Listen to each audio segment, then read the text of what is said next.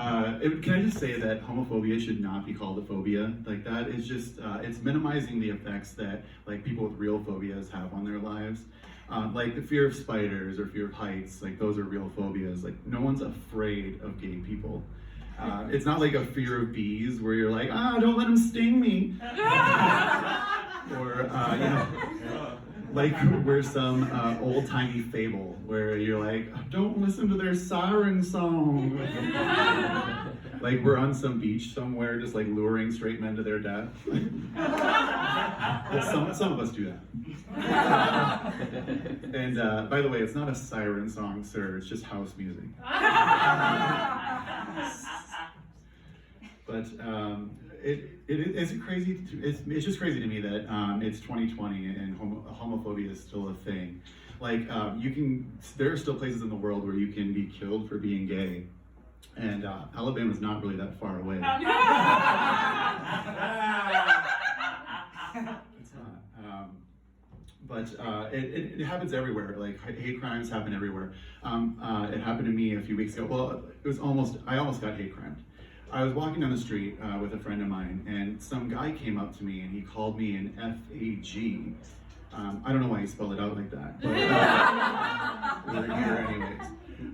But I didn't know how to react, so I was just like, I was freaking out a little bit, and I just laid into him about like how he's a coward and a homophobe and he's gonna die alone, the usual stuff. But it turns out he was just British and asking for a cigarette. So I thought it was weird that he kept going like this, but I was like, oh, you're gonna call me a lesbian too?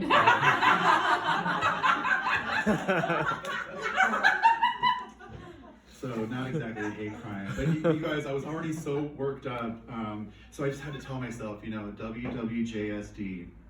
What would Jussie Smollett do? So I guess I am a little bit defensive, but that's just because, I've experienced more minor acts of homophobia in my life, even here in Los Angeles. Like, for example, I was on a date with my boyfriend a little while ago for Valentine's Day, and after the date, we walked back to our car, and to say goodbye, I gave him a hug and a kiss. Well, just then, some lady drives by with probably all 4 of her teeth, and she's like, why do you have to shove your gayness in our face?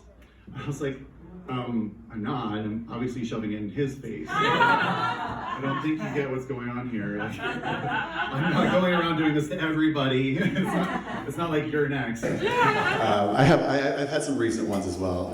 My ex-boyfriend actually, he always called me tripod because I like to take pictures.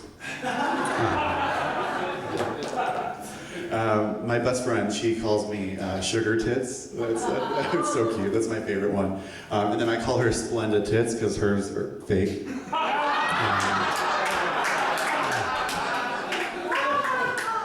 Her and I actually met at work. I currently work at a spine surgery center in Beverly Hills. It's actually a really fun job, you guys. I work with some cool people. They give me these really cool assignments. Like a while ago, they were going to send me to Washington, to the East Coast, to open up a new branch of the practice. Unfortunately, it fell through. Something about there not being enough spines in Washington. I don't know. My family come out and visit me in LA because they have that Midwestern charm that I lost. They do this thing where they wave at strangers for no reason. Does anyone else see that? Is that just me? So I had my mom and my grandma come visit me, and I took them on a tour downtown Los Angeles.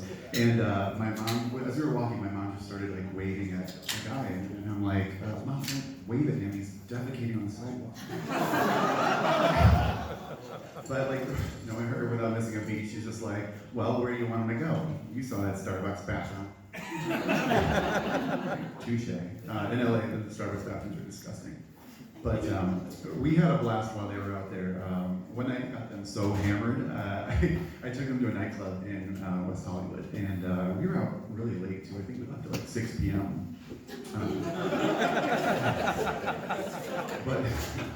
But I knew it was about time to go when my mom started getting a little chatty. She'd start telling us stories about people back home, and then she'd repeat the same stories over and over again. She'd be like, oh, you remember Susan? She's a lesbian now.